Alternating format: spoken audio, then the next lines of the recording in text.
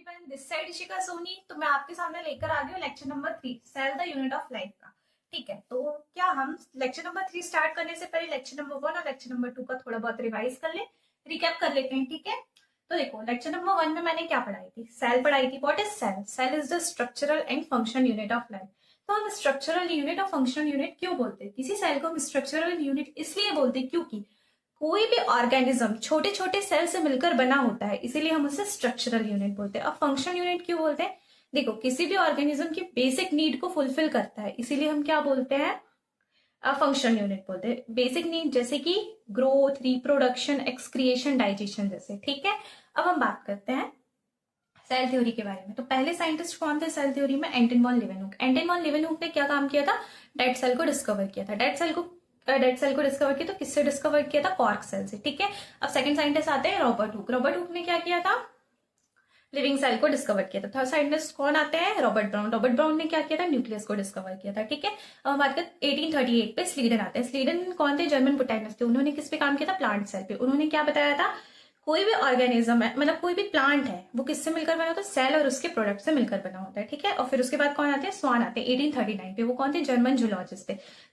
German zoologist होने के बावजूद उन्होंने प्लांट पे भी काम किया था और एनिमल पे भी काम किया था। उन्होंने बताया था कि जो एनिमल में हमें बाहर, एनिमल सेल में हमें बाहर की तरफ एक unique layer, unique thin layer देखने मिलती है, उसे हम क्या बोलते हैं? प्लाज्मा मेम्ब्रेन बोलते हैं या सेल मेम्ब्रेन बोलते हैं। ठीक है, और उन्होंने एक हाइपोथेसिस प्रपोज किया जिसमें उन्होंने बोला कि कोई भी प्लांट हो या एनिमल हो, वो उनके सेल और उसके प्रोडक्ट से मिलकर बना होता है। ठीक है, लेकिन स्लीडन और स्वान की जो सेल थ्योरी थी वो उन्होंने एक्सप्लेन नहीं कर पाया। क्या एक्सप्लेन नहीं कर पाया? कोई भी सेल डिवाइड कैसे होता है। ठीक है, तो फिर आते हैं रुडोल्फ वर्क को 1855 पे। उन्होंने बताया कि उन्होंने एक स्टेटमेंट दी, ओमिनस सेल्यूलर ई सेल्यूलर। इसका मतलब क्या कहलाता है? इसका मतलब कहलाता है कि कोई भी सेल डिवाइड करता है ना, वो प्री एग्जिस्टिंग सेल से डिवाइड करता है, मतलब पुराने सेल से नया सेल बनता है। तो उन्होंने ये एक्सप्लेन कर दिया था। ठीक है, तो हम बताते हैं। देखो सेल, अब जो रुडोल्फ वर्को थे, रुडोल्फ वर्को ने मॉडिफाइड सेल थ्योरी दी। ठीक है, मॉडिफाइड सेल थ्योरी में उन्होंने क्या बताया? कोई भी प्लांट और एनिमल है वो सेल और उसके प्रोडक्ट से मिलकर बना होता है। ये तो स्लीडन एंड स्वान ने बता दिया था हमको। ठीक है, अब जो हमारे, उन्होंने सेकंड पॉइंट बोला, उन्होंने बोला कि कोई भी नया सेल बनता है उसके प्री एग्जिस्टिंग सेल से बनता है। इतना क्लियर है? अब हम बात करते हैं overview of cell. Overview of cell में हमने क्या देखा था? हमने एक प्लांट सेल लिया था और एक एनिमल सेल लिया था। मतलब हम यूकैरियोटिक सेल की बात करें, एक प्लांट सेल और एक एनिमल सेल लिया। ठीक है, प्लांट सेल और एनिमल सेल का, प्लांट सेल कौन सा लिया था हमने? अनियन पील सेल लिया था। और हमने एनिमल सेल कौन सा लिया था? चीक सेल लिया था। ठीक है, चीक सेल लिया था। हमने उसमें क्या देखा था? कोई भी सेल के बाहर क्या क्या प्रेजेंट होता है समझ लो। कोई एक सेल है, सेल के बाहर उसकी सेल मेम्ब्रेन प्रेजेंट होती है। सेल मेम्ब्रेन, सेल का जो मीडियम होता है उसे हम क्या बोलते हैं? साइटोप्लाज्म बोलते हैं। साइटोप्लाज्म बोलते हैं। ठीक है, उसके अंदर जो सेल बाउंडेड ऑर्गेनलीज प्रेजेंट होती है, ऑर्गेनलीज प्रेजेंट होती है। ठीक है, ऑर्गेनलीज प्रेजेंट होती है। मैंने आपको लिखवा दिया था कौन सी डबल मेम्ब्रेन है, कौन सी सिंगल मेम्ब्रेन है और कौन सी विदाउट मेम्ब्रेन है। ठीक है, एक चीज और बता देती हूँ, जो हमारा राइबोसोम होता है ना, मैंने आपको एक चीज एक्सप्लेन नहीं किया था। जब मैं आपको प्रोकैरियोटिक और यूकैरियोटिक पढ़ा रही थी ना, उसमें ऐड कर लीजिएगा। ठीक है, जो मैंने आपको बताया था, देखो राइबोसोम के बारे में समझ लो। जो प्रोकैरियोटिक और यूकैरियोटिक दोनों में राइबोसोम होता है। ठीक है, जो हमारे यूकैरियोटिक सेल होते हैं ना, नोट कर लेना आप, मैं समझा देती हूँ। जो हमारे यूकैरियोटिक सेल होता है ना, यूकैरियोटिक सेल में 70S भी मिलता है, 80S भी मिलता है। मैंने आपको 80S लिखवाया था, मतलब जो साइटोप्लाज्म में मिलने वाला जो राइबोसोम है ना, वो 80S मिलता है। और 70S कहाँ मिलता है? 70S किसी ऑर्गेनली के अंदर मिलता है। जो ऑर्गेनली के अंदर मिलता है, मैंने आपको लिखवाया था माइटोकॉन्ड्रिया और क्लोरोप्लास्ट। माइटोकॉन्ड्रिया और क्लोरोप्लास्ट जो सेल ऑर्गेनली होती है, मेम्ब्रेन बाउंड ऑर्गेनली होती है, जो यूकैरियोटिक सेल में मिलती है। ठीक है, जिसमें 70S राइबोसोम प्रेजेंट होता है, इसीलिए हम उसे क्या बोलते हैं? सेमी ऑटोनोमस ऑर्गेनली बोलते हैं। ठीक है, इतना क्लियर है? तो अब मैं आपको आगे बढ़ाती हूँ। आज के चैप्टर में हम मूव करते हैं।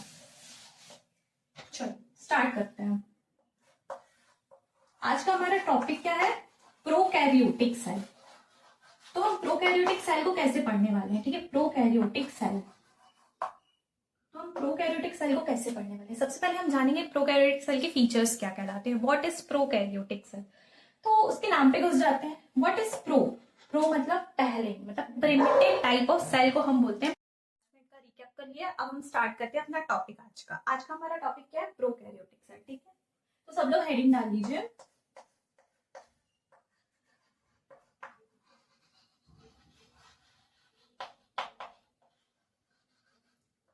हेडिंग डाल दीजिए प्रोकैरियोटिक सेल। तो हम समझते हैं फीचर्स। सबसे पहले हम फीचर्स देखेंगे प्रोकैरियोटिक सेल के क्या फीचर्स होते हैं, फिर हम उसके डायग्राम पे जाएंगे कि डायग्राम दिखता कैसा है हमारा प्रोकैरियोटिक सेल।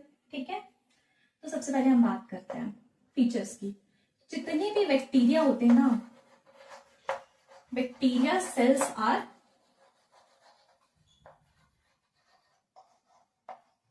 Prokaryotic cell. ठीक है,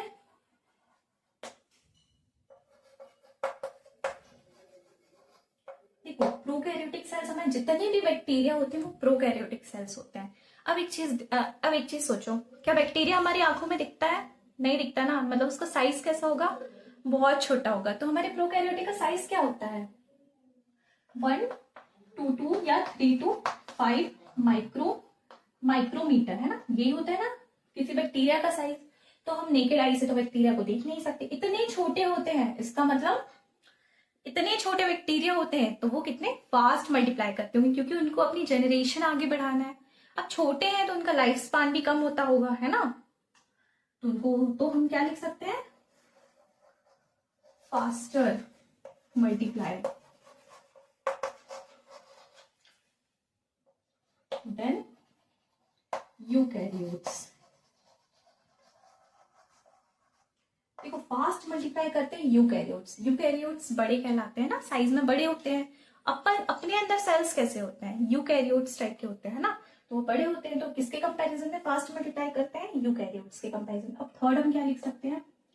क्या हम उसके जेनेटिक मटेरियल के बारे में थोड़ा सा लिख लें? तो जेनेटिक मटेरियल कैसा कहलाता है किसी बैक्टीरिया का? मैंने ये चीज बता चुकी हूँ।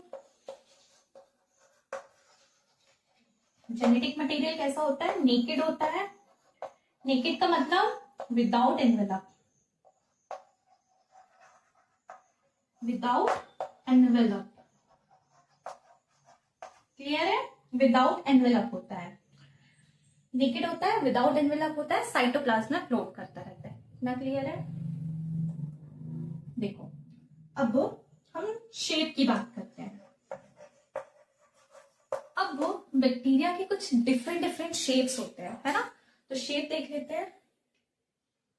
तो ये वेरी करता है शेप में।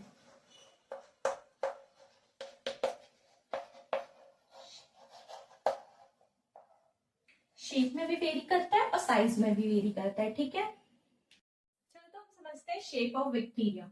तो बैक्टीरिया के कितने शेप होते हैं? ठीक है, तो शेप देखेंगे 4 टाइप्स के होते हैं। तो पहला लिखो बैसिलस। देखो ग्रुप ऑफ बैक्टीरिया, ये जो हमारा बैसिलस है ना, वो ग्रुप ऑफ बैक्टीरिया नहीं, सॉरी, सिंगल को बोल रहे हैं। ठीक है, तो ये जो बैसिलस लिखी हूँ ना, मैं सिंगल बैक्टीरिया की बात कर रही हूँ। क्या?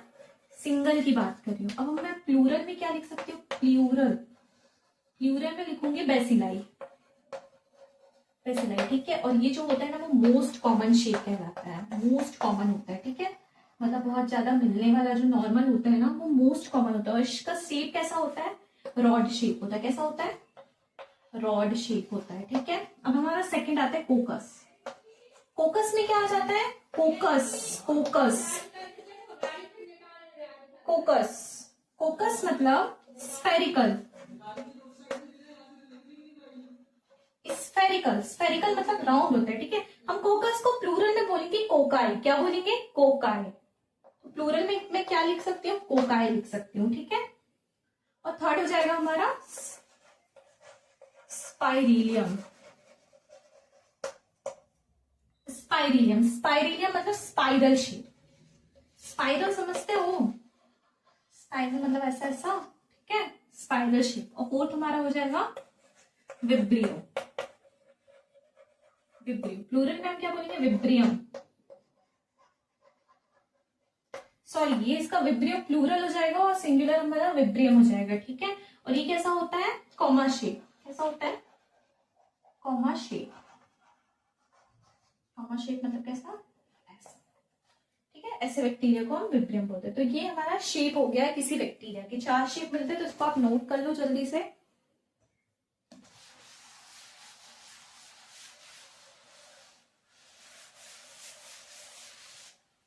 चलो, तो हम समझते हैं स्ट्रक्चर ऑफ बैक्टीरिया। अब हम एक डायग्राम बनाते हैं और हम समझते हैं कि हमारा बैक्टीरिया होता कैसा है।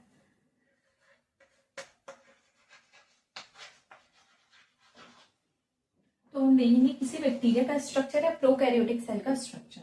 तो सबसे पहले मैं एक लेयर बना लेती हूँ। तो ये क्या कहलाएगी हमारी आउटर लेयर है ना। तो मैं लेबलिंग करते जाती हूँ साथ में और आप भी लेबलिंग करोगे, ठीक है। इसके बाहर मैं एक ऐसी लेयर बना रही हूँ, देखो, और इसके अंदर मैं बना देती हूँ प्लाज्मा मेम्ब्रेन। ये 3 लेयर बना लो आप लोग भी। तो मैं लेबलिंग करना चालू करूँ, साथ में ही लेबलिंग कर देती हूँ, ठीक है। जो आउटर मोस्ट लेयर होती है ना, इसे हम क्या बोलते हैं, किसी बैक्टीरिया की आउटर मोस्ट लेयर को हम क्या बोलते हैं, ग्लाइकोकैलिक्स। ग्लाइकोकैलिक्स। देखो हम इस लेयर के बारे में भी बहुत डिटेल में पढ़ने वाले हैं, ठीक है। जो हमारी सेकेंड लेयर होती है ना, इसे हम क्या बोलते हैं, सेल वॉल। सेल वॉल को भी हम डिटेल में पढ़ेंगे। अभी आप स्ट्रक्चर देख लो कैसा होता है किसी बैक्टीरिया का स्ट्रक्चर। ये जो हमारी थर्ड लेयर होती है ना, थर्ड लेयर को हम क्या बोलते हैं, सेल मेम्ब्रेन। ये जो देखो मेम्ब्रेन एम भी लिख रही हो मतलब मेम्ब्रेन है, ठीक है। ये तीनों लेयर को मिला के हम क्या बोलते हैं, सिंगल प्रोटेक्टिव यूनिट। क्या बोलते हैं, सिंगल प्रोटेक्टिव। देन हम जाते हैं अंदर की तरफ, है ना। अब देखो ये जो एक बैक्टीरिया है ना, देखो समझो, ये एक्सटेंशन कहां से निकल रहा है, प्लाज्मा मेम्ब्रेन से निकल रहा है, ठीक है।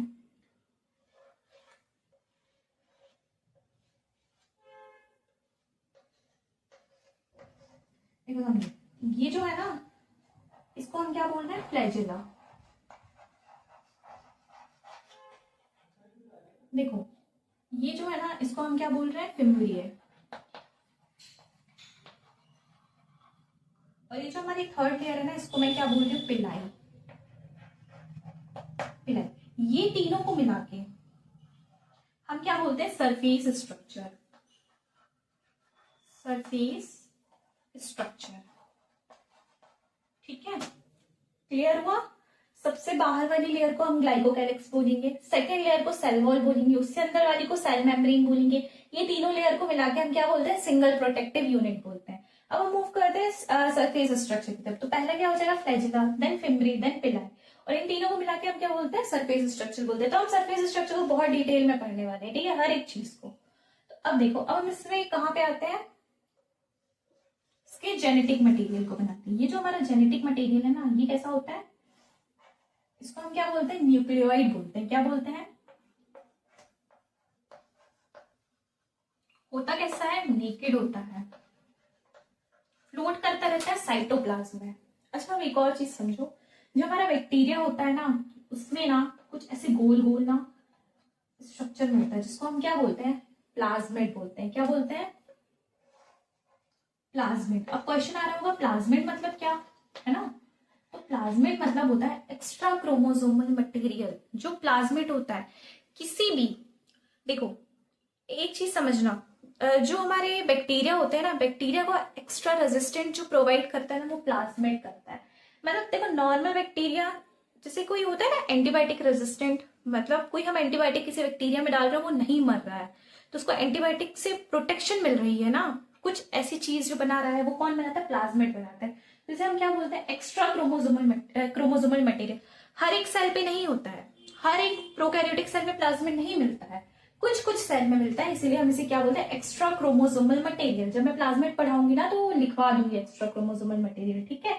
अब देखो कुछ सेल मेम्ब्रेन की अंदर की तरफ एक्सटेंशन हो जाती है, ठीक है, इस तरीके से। तो ये जो एक्सटेंशन होती है ना, एक्सटेंशन ऑफ सेल वॉल, इसे हम क्या बोलते हैं, मीजोजोम्स बोलते हैं, ठीक है, मीजोजोम्स। मीजोजोम्स, ठीक है, मीजोजोम्स बोलते हैं। अब एक और एक्सटेंशन होती है जिसमें ना टिगमेंट मिलते हैं। क्या मिलते हैं, टिगमेंट मिलते हैं। तो इसे हम क्या बोलते हैं, क्रोमेटोफोर। क्या बोलते हैं, क्रोमेटोफोर। क्या बोलते हैं, क्रोमेटोफोर बोलते हैं। क्या बोलते हैं, क्रोमेटोफोर बोलते हैं। इतना क्लियर हुआ। अब देखो सबसे पहले हमने क्या देखा, ग्लाइकोकैलिक्स देखा, सेल वॉल देखा, सेल मेम्ब्रेन देखा, इन तीनों को मिला के सिंगल प्रोटेक्टिव यूनिट बोलते हैं। देन हमने सरफेस स्ट्रक्चर पे मूव किया। सरफेस स्ट्रक्चर जो प्लाज्मा मेम्ब्रेन की बाहर की तरफ एक्सटेंशन होता है, फ्लैजेला, फिम्ब्री और पिलाई, इन तीनों को मिला के सरफेस स्ट्रक्चर बोलते हैं। देन हम बात करते हैं उसका जेनेटिक मटेरियल, जो मेन जेनेटिक मटेरियल होता है, सिंगल क्रोमोसोम बोलते हैं, सर्कुलर होता है, नेकेड होता है, साइटोप्लाज्म में मूव फ्लोट करता रहता है, उसे हम क्या बोलते हैं, न्यूक्लियोइड बोलते हैं, जो नेकेड होता है। फिर हम बात करते हैं मीजोसोम्स की। मीजोसोम्स कैसा होता है, प्लाज्मा मेम्ब्रेन की अंदर की तरफ साइटोप्लाज्म की तरफ जो एक्सटेंशन होता है ना, उसे हम क्या बोलते हैं, मीजोसोम्स बोलते हैं। मीजोसोम्स के बहुत सारे फंक्शन होते हैं, मैं आगे पढ़ाऊंगी। देन हमने देखा क्रोमेटोफोर। क्रोमेटोफोर क्या होता है, पिगमेंट कंटेनिंग, है ना, पिगमेंट कंटेन करता है, ठीक है, तो मैं यहाँ लिख दूं पिगमेंट कंटेन करता है, ठीक है। ये भी एक्सटेंशन है अंदर की तरफ सेल मेम्ब्रेन की, तो ये क्या कंटेन करता है, पिगमेंट। और ये मिलता क्या है, ब्लू ग्रीन एल्गे में। देखो अब जो मेन है प्रोटीन बनाने का, वो क्या कहलाता है हमारा, राइबोसोम। क्या होता है, राइबोसोम। राइबोसोम जो किस टाइप का होता है, 70S टाइप का होता है, ठीक है, 70S। तो ये पूरा डायग्राम बना लो, बहुत इंपॉर्टेंट है, और इसको नोट कर लो, ठीक है, जल्दी से। तो नोट कर लिया आप लोगों ने ये पूरा डायग्राम, चलो तो हम आगे मूव करते हैं।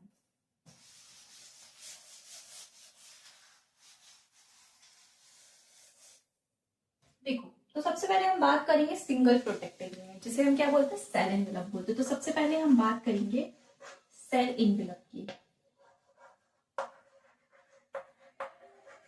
देखो देखो बच्चों, तुम देखो जैसे मैं नोट्स बना रही हूँ ना, वैसे ही आप लोग बनाइएगा, ठीक है। तो सेल एनवेलप हम इसको क्या बोल रहे हैं, सिंगल प्रोटेक्टिव यूनिट। अब इसमें कितनी लेयर आ जाएंगी, 3 लेयर्स। कितनी लेयर्स आ जाएंगी सेल एनवेलप में, 3 लेयर्स। कौन कौन सी 3 लेयर्स, कौन कौन सी लेयर्स आ जाएंगी, आप बताओ। पहली आ जाएगी हमारी ग्लाइकोकैलिक्स,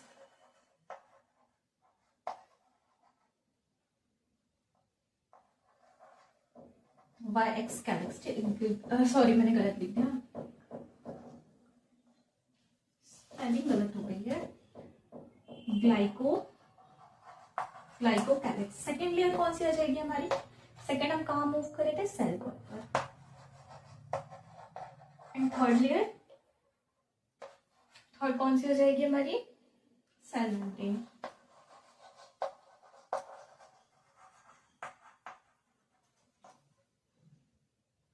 अब समझो ये 3 लेयर हो गई, तो हम सबसे पहले बात करिए ग्लाइकोकैलिक्स के बारे में, ठीक है। मैं यही लिखवा देती हूँ आपको, हमारी फर्स्ट हो जाएगी ग्लाइकोकैलिक्स। हेडिंग डालो ग्लाइकोकैलिक्स।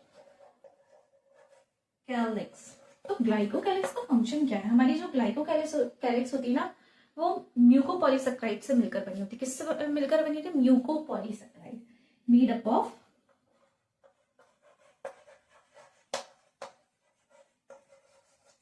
म्यूकोपॉलीसेक्राइड। मोडिफाइड सुगर है, ये क्या है, मोडिफाइड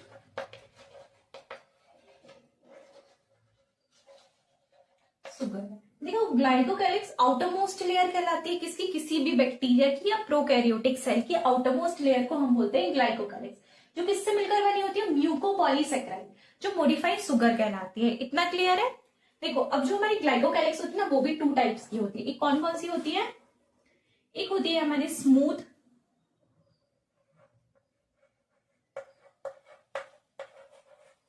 और दूसरी होती है हमारी टफ, जिसको हम बोलते हैं कैप्सूल। देखो स्मूथ में मतलब क्या हो जाएगा, जो हमारी ग्लाइकोकैलिक्स होगी ना, वो लूज होगी। कैसे होगी, लूज होगी। ये हमारा भी कोई भी सेल है, इसमें लूज लेयर प्रेजेंट है ग्लाइकोकैलिक्स की, तो उसे हम क्या बोलेंगे, स्मूथ, ठीक है। और कैप्सूल बोलेंगे हम स्मूथ या स्लाइमी बोल सकते हैं। क्या बोल सकते हैं, स्लाइमी। मैं यहां लिख दूं स्मूथ या स्लाइमी लेयर, क्या बोलेंगे, स्लाइमी लेयर, ठीक है। और हम कैप्सूल क्यों बोलते हैं, किसी भी सेल वॉल के बाहर, मतलब किसी भी सेल वॉल नहीं, प्रोकैरियोटिक के सेल वॉल के बाहर अगर थिक लेयर प्रेजेंट है, तो उसे हम क्या बोलते हैं, थिक और टफ, हम उसे क्या बोलते हैं, कैप्सूल बोलते हैं, ठीक है, थिक और TOU जेस्टर। अब ग्लाइकोकैलिक्स का काम क्या है? ग्लाइकोकैलिक्स का काम क्या है? होस्ट की इम्यूनिटी। अच्छा, बैक्टीरिया का काम क्या होता है? बैक्टीरिया किसी को नुकसान ही पहुंचाता है ना, तो होस्ट में जाएगा। देखो, कोई भी बैक्टीरिया है वो किसी बॉडी या किसी ऑर्गेनिज्म में एंटर करेगा और उसको डैमेज करने का काम करेगा ना, तो जो सामने वाला है, मतलब जो ऑर्गेनिज्म के अंदर जा रहा है, उसे हम क्या बोलेंगे? होस्ट बोलेंगे। होस्ट अपनी प्रोटेक्शन के लिए क्या करेगा? इम्यून सिस्टम की हेल्प लेगा। तो इम्यून सिस्टम से प्रोटेक्ट कौन करता है? Capsule layer. ठीक है, जो ग्लाइकोकैलिक्स और कैप्सूल लेयर होती है ना, वो प्रोटेक्ट करती है इम्यून सिस्टम ऑफ होस्ट से। जो होस्ट का इम्यून सिस्टम है ना, वो बैक्टीरिया को मारने की कोशिश करेगा, लेकिन अगर उसमें थिक लेयर प्रेजेंट है तो वो उसको प्रिवेंट करेगा, है ना। इतना क्लियर है? अब हम बात करेंगे किसके बारे में? सेल वॉल के बारे में। इतना नोट कर लो जल्दी से। सेल वॉल के बारे में हम बात करते हैं। तो हमारा सेकेंड स्ट्रक्चर कौन सा है? Cell wall. अब हम समझते हैं सेल वॉल का काम क्या है। देखो, सबसे पहले हम देखेंगे प्रेजेंट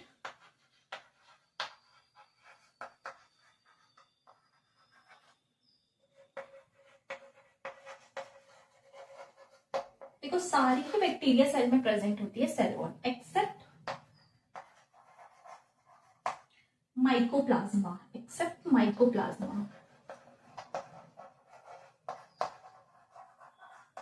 ठीक है, तो जो हमारी सेल वॉल होती है ना, बैक्टीरिया की सेल वॉल, वो हर सेल में प्रेजेंट होती है, हर एक प्रोकैरियोटिक सेल में प्रेजेंट होती है, एक्सेप्ट माइकोप्लाज्मा। ठीक है, तो ये क्वेश्चन आ सकता है, एक्सेप्ट किस में प्रेजेंट नहीं होती है सेल वॉल, है ना। तो क्या आ जाएगा? माइकोप्लाज्मा। अब हम रोल लिख लेते हैं। रोल क्या हो जाएगा? सेल वॉल का क्या रोल है? रिजिड होती है, और हमें सपोर्ट प्रोवाइड करती है। ठीक है, किसी सेल को, किसी प्रोकैरियोटिक सेल को सपोर्ट कौन प्रोवाइड करता है? सेल वॉल प्रोवाइड करती है। ठीक है, ये पहला हो गया। अब सेकंड हम क्या लिख सकते हैं? सेकंड हम लिख सकते हैं हमें बर्स्टिंग से बचाती है ना।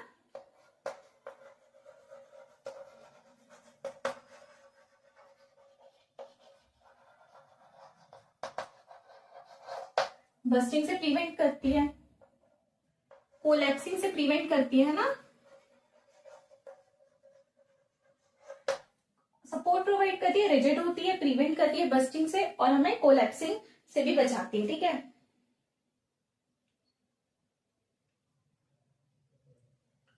ठीक है, इतना क्लियर है? रिजिड होती है, सपोर्ट प्रोवाइड करती है, प्रिवेंट करती है बर्स्टिंग से, और कोलैप्सिंग से भी बचाती है। और हम एक और क्या लिख सकते हैं? शेप प्रोवाइड करती है। तो शेप कौन प्रोवाइड करता है? सेल वॉल ही किसी बैक्टीरिया सेल को शेप प्रोवाइड करती है। ठीक है, शेप प्रोवाइड करती है। तो मैं लिख सकती हूँ ना यहाँ पे, देखो देखो, तो मैं यहाँ लिख सकती हूँ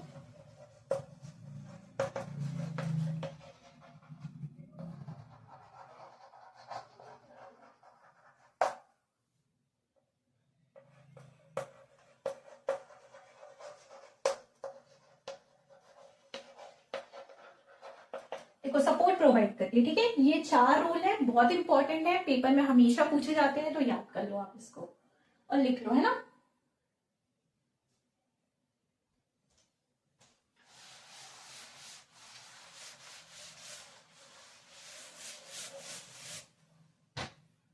चलो, तो हम मूव करते हैं स्ट्रक्चर ऑफ सेल वॉल। अब सेल वॉल बनती कैसे, उसका स्ट्रक्चर कैसे होता है। ठीक है, अभी मैंने आपको बताया नहीं कि सेल वॉल किस केमिकल से मिलकर बनी होती, तो अब मैं आपको समझा रही हूँ पूरा। ठीक है, पूरा डिटेल में। Beta D glucose. देखो, जो बच्चा 11th का, अभी देखो, अभी मैं बायोमोलिक्यूल पढ़ाऊंगी, है ना, तो उसमें मैं बताऊंगी बीटा डी ग्लूकोज का स्ट्रक्चर क्या होता है। तो अभी मतलब जैसा मैं पढ़ा रही हूँ वैसे समझ लो, है ना। देखो, बीटा डी ग्लूकोज को हम कुछ केमिकल लगा के मॉडिफाई करते हैं, तो हमारा क्या बनता है? नैग बनता है। क्या बनता है? नैग। तो मैं नैग को ऐसा बनाऊंगी, ठीक है, फिर मैं इसको मॉडिफाई करती हूँ, तो हमारा क्या बनता है? नैम बनता है। नैम को मैं ऐसा बनाऊंगी, ठीक है, नैम को ऐसा गोल करूंगी और नैग को मैं डार्क करूंगी। ठीक है, समझो, बीटा डी ग्लूकोज को मॉडिफाई किया कुछ केमिकल लगा के, तो क्या बना? नैग बना। इसको मैंने मॉडिफाई किया तो नैम बना। नैग का मतलब क्या होता है? N acetyl glucosamine. क्या होता है?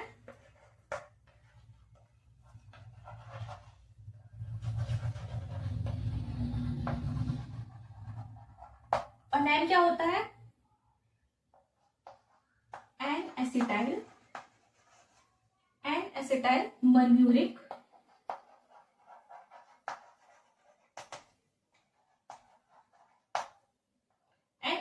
And 1 uric acid. ठीक है, इतना इतना क्लियर है।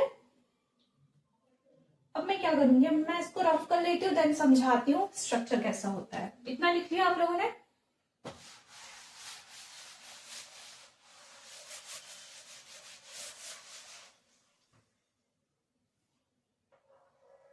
ये हमारा क्या है,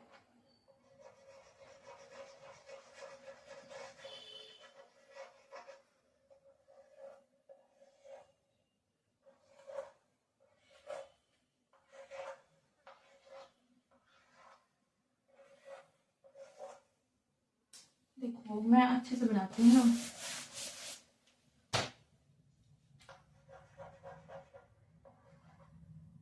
इसको मैं बोल रही हूँ नैग, इसको मैं बोल रही हूँ नैम। तो देखो ये मेरा एक नैम है, ये नैग है, ये नैम है, ये नैग है। ठीक है, ये नैम है, ये नैग है, ये नैम है, ये नैग है। मतलब अल्टरनेट अरेंज करते हैं। ठीक है, इसको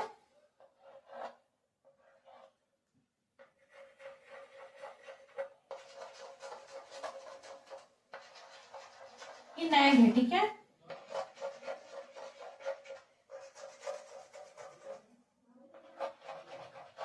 एक और लेयर बना देते हैं।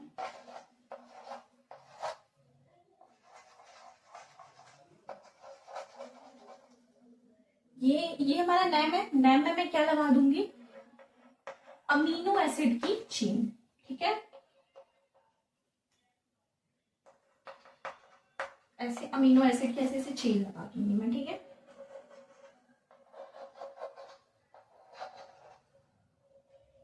ये जो अमीनो एसिड की चेन है ना, उसको मैं बॉन्ड से ज्वाइन कर दूंगी। ठीक है, देखो ये जो हमारा जो क्रॉस नेटवर्क बन रहा है ना, ये हमारी क्रॉस लिंकिंग कहलाएगी। किससे क्या जुड़ा हुआ है, ये जो नैम है ना, नैम के ऊपर जो अमीनो एसिड है ना, अमीनो एसिड की ऐसे लिंकिंग है और ये आपस में ऐसे जुड़े हुए हैं।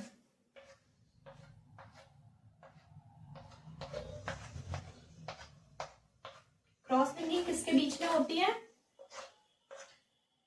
नैम में अमीनो एसिड जुड़े होते हैं, उसमें क्या नैम नैम के बीच में क्रॉस लिंकिंग होती है। ठीक है, ये हमारा एक सेल वॉल का स्ट्रक्चर बन गया।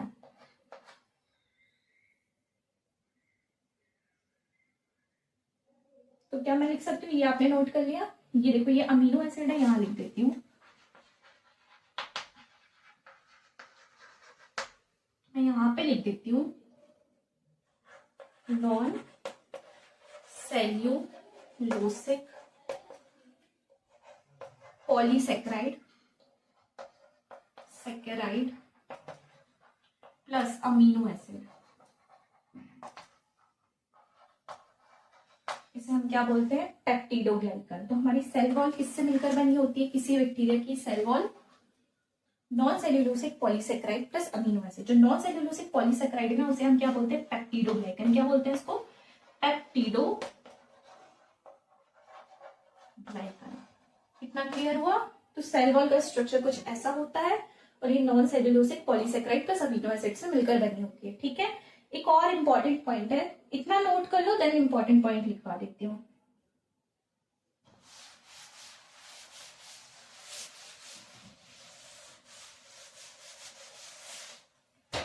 देखो जो हमारे बैक्टीरिया होते हैं ना, बैक्टीरिया को हम दो पार्ट में डिवाइड करते हैं। एक तो हम आर्किल बैक्टीरिया,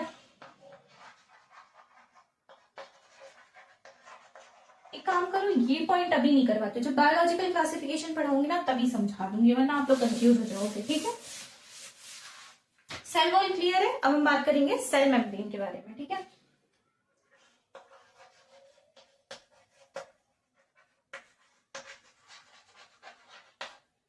देखो सेल मेम्ब्रेन का जो स्ट्रक्चर होता है ना, वो सिमिलर होता है यूकैरियोटिक की सेल मेम्ब्रेन से। ठीक है,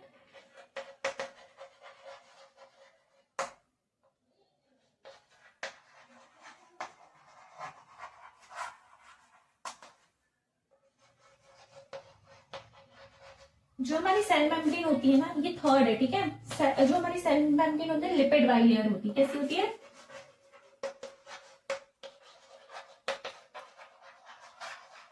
बाइलेयर होती है। सेल ग्रोथ करवाती है, सेल ग्रोथ में हेल्प करती है। ठीक है, तो देखो सेल मेम्ब्रेन के ये 3 पॉइंट आप लिख लीजिए, देन अपन यूकैरियोटिक सेल डिटेल में पढ़ेंगे तो सेल वॉल का स्ट्रक्चर भी मैं डिटेल में पढ़ाऊंगी। ठीक है, लिपिड बाइलेयर है, मोस्ट इंपॉर्टेंट पॉइंट है, और ये भी मोस्ट इंपॉर्टेंट पॉइंट है। बोल सकते हैं कि ऐसा कौन सा स्ट्रक्चर है जो बैक्टीरिया और यूकैरियोटिक में मैच करता है, तो वो कौन सा सिमिलर होता है, सेल वॉल का। ठीक है, इतना क्लियर है। तो हम नेक्स्ट टॉपिक में मूव करते हैं, क्लासिफिकेशन ऑफ बैक्टीरिया। तो चलो हम पढ़ते हैं क्लासिफिकेशन ऑफ बैक्टीरिया।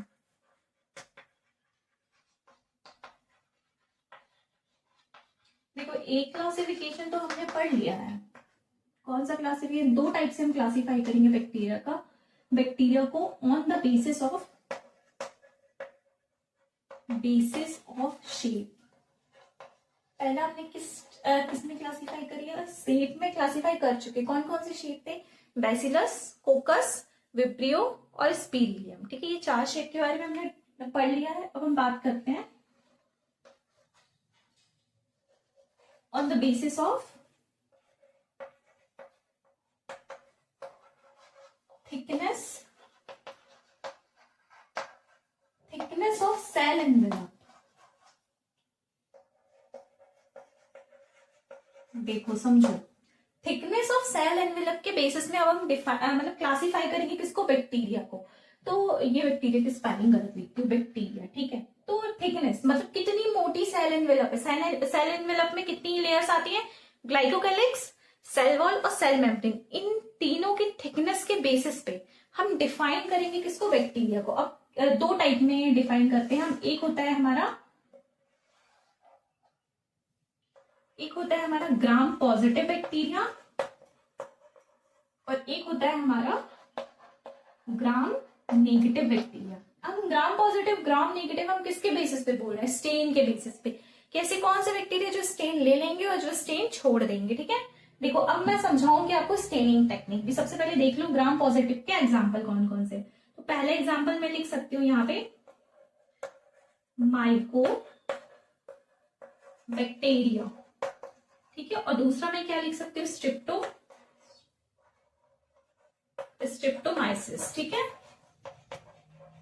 अब यहां पे मैं क्या लिख सकती हूँ, माइकोप्लाज्मा लिख सकती हूँ, माइकोप्लाज्मा, और एक क्या लिख सकती हूँ, साइनोबैक्टीरिया।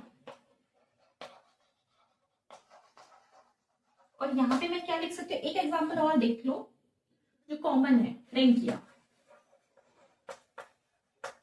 देखो पहले हमने क्या किया, क्लासिफिकेशन ऑफ बैक्टीरिया में सबसे पहले हमने on the basis of shape के बेसिस पे क्लासिफाई कर लिया। शेप कौन कौन से हैं, कोकस, विब्रियो, बैसिलस और स्पीरिलियम। ठीक है, ये 4 शेप हो गए। अब हम on the basis of thickness of cell envelope मतलब सिंगल प्रोटेक्टिव यूनिट के बारे में पढ़ा। अब उसके बेसिस पे हमने क्लासिफाई किया किस पे, gram positive and gram negative. ये किसका बेस है, on the basis of staining. अब ये जो सेल एनवेलप है, अब ये जो हमने डिफाइन किया ना, ग्राम पॉजिटिव ग्राम नेगेटिव, ये किसके बेसिस पे है, on the basis of staining. ठीक है, इतना नोट करो जल्दी से, स्टेनिंग। ठीक है, इतना नोट करो, देन मैं इसको मिटाती हूँ, फिर अपन आगे बढ़ते हैं।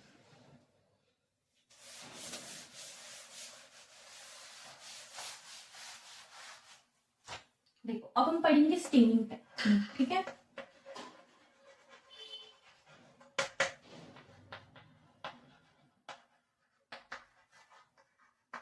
देखो स्टेनिंग टेक्निक क्या कहलाती है। तो मैंने एक स्लाइड बनानी है, ठीक है, उसमें बैक्टीरिया है, मुझे नहीं पता कौन कौन से बैक्टीरिया कौन कौन से नहीं है। ठीक है, मिक्स बैक्टीरिया है।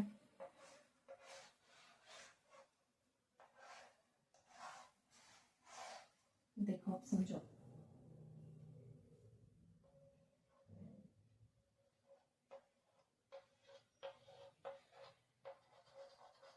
पहले मैं बना लूं डायग्राम, देन उसके बाद मैं आपको एक्सप्लेन करती हूँ। ठीक है, पहले मैं डायग्राम बना लेती हूँ, देन एक्सप्लेन करती हूँ।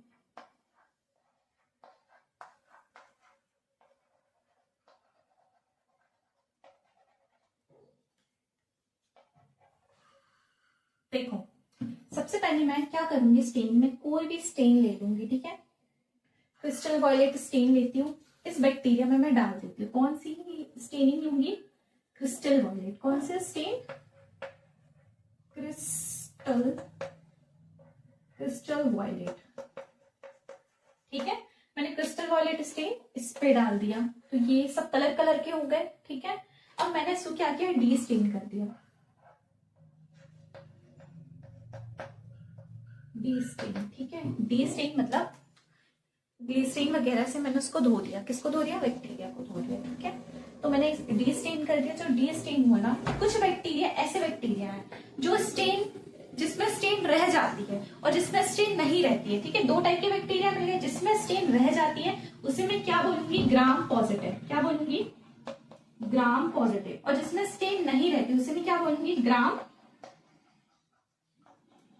नेगेटिव, ठीक है। इतना क्लियर है? जिसमें स्टेन रह जाएगी उसे मैं ग्राम पॉजिटिव बोलूंगी और जिसमें स्टेन नहीं रहेगी उसे मैं ग्राम नेगेटिव बोलूंगी। अब थिकनेस कैसे हुई? जो ग्राम पॉजिटिव है उसका जो सेल एनवेलप है, सेल एनवेलप थिक है, ठीक है। और जिसका ग्राम नेगेटिव है उसका सेल एनवेलप थिन है। क्लियर हुआ? सेल एनवेलप देखो, इतना इजी तरीके से ग्राम स्टेनिंग समझाई हो ना, स्टेनिंग टेक्निक, जो आपको कहीं कहीं समझ में नहीं आती। तो सबसे पहले देखो, मैंने बैक्टीरिया को ले लिया, बैक्टीरिया को स्लाइड में लिया, फिर मैंने उसमें क्रिस्टल वॉयलेट डाले, क्रिस्टल वॉयलेट डाले तो सब कलर कलर के हो गए। फिर मैंने उसको डी स्टेन कर दिया। जब डी स्टेन किया तो कुछ बैक्टीरिया ऐसे हैं जो कलर में रह जाते हैं और कुछ बैक्टीरिया को मैंने ऐसे देखा जो कलर छोड़ देते हैं, ठीक है। जिसने कलर छोड़ दिया वो ग्राम नेगेटिव कहलाते हैं। जिसकी जो लेयर होती है, सेल एनवेलप होती है, वो थिन होती है। और जो ग्राम पॉजिटिव है जिसकी सेल एनवेलप थिक होती है, ठीक है। इतना क्लियर है? तो ये नोट कर लिया आप लोगों ने। चलो तो हम बात करते हैं सरफेस स्ट्रक्चर की, ठीक है।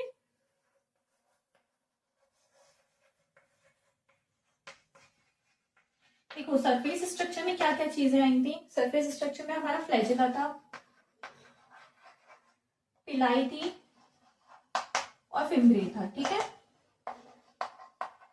ठीक है, ये तीन स्ट्रक्चर हो गए। अब हम इसको डिटेल में पढ़ते हैं। तो सबसे पहले हमारा क्या आ जाता है? फ्लैजेला।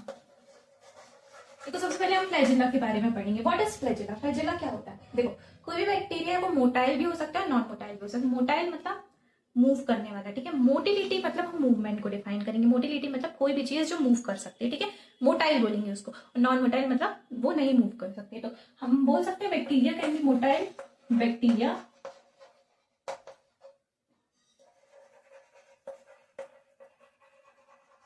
मोटाइल और नॉन मोटाइल। इसका मतलब क्या है? बैक्टीरिया चल भी सकता है और नहीं भी चल सकता है, ठीक है। तो अगर जिस बैक्टीरिया में हमारा फ्लैजेला प्रेजेंट है तो वो उस बैक्टीरिया में मतलब वो मोटाइल बैक्टीरिया कहलाए, ठीक है। अब हम फ्लैजेला के स्ट्रक्चर को समझते हैं। तो जो हमारा फ्लैजेला होता है ना, एक्सटेंशन होता है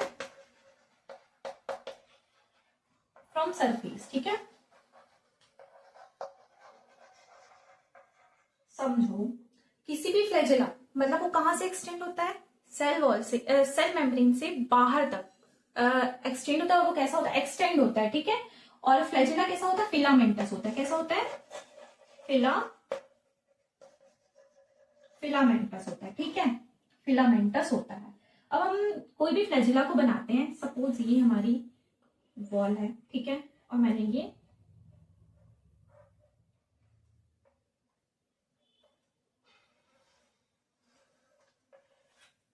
मैंने ग्लाइकोकैलेक्सी बना दिया, ठीक है। देखो, बेसल बॉडी, हुक और फिलामेंट, ये हमारा क्या है? फिलामेंट, ठीक है। फिलामेंट, ये हमारी क्या है? हुक है। क्या है? हुक। और ये हमारी क्या है? बेसल बॉडी, बेसल बॉडी, ठीक है। ये बेसल बॉडी है, ये हुक है और ये फिलामेंटस है। अब समझो, जो हमारे फ्लैजेला होते हैं, फ्लैजेला में तीन स्ट्रक्चर होते हैं, ठीक है। तीन स्ट्रक्चर कौन कौन से होते हैं? एक तो होता है हमारा बेसल बॉडी, जो छोटा पार्ट होता है, सबसे छोटा पार्ट होता है हमारा हुक, मिडल पार्ट, ठीक है, हुक। और सबसे लंबा पार्ट जो होता है वो क्या होता है? फिलामेंट, ठीक है, फिलामेंट। इतना क्लियर है? इतना नोट करो जल्दी से। तीन स्ट्रक्चर होते हैं, ठीक है, किसी फ्लैजेला में। इतना नोट करो जल्दी से।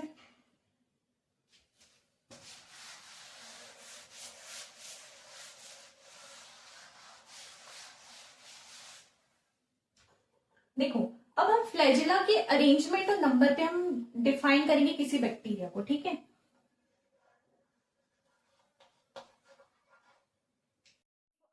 फ्लैजिला तक समझ लिया है, ठीक है। तो हम कल अच्छे से पढ़ेंगे मेम्ब्रेन एक्सटेंशन के बारे में। देन हम पढ़ेंगे जो हमारा रह गया है फ्लैजिला पिलाई ऑफ इम्ब्री को एक बार और अच्छे से देख लेंगे, ठीक है। और जेनेटिक मटेरियल पढ़ेंगे और एक्स्ट्रा क्रोमोसोमल मटेरियल प्लाज्मिड के बारे में हम ये कल कंप्लीट करेंगे, ठीक है। तो मैंने आपको बोला था कि प्रोकैरियोटिक सेल को मैं 2 लेक्चर लेके कंप्लीट करवाऊंगी एकदम डिटेल में। तो यहाँ जितना मैंने आपको आज पढ़ाया है तो वो आप अच्छे से पढ़ लीजिएगा एंड अपन कल मिलते हैं फिर। Thank you.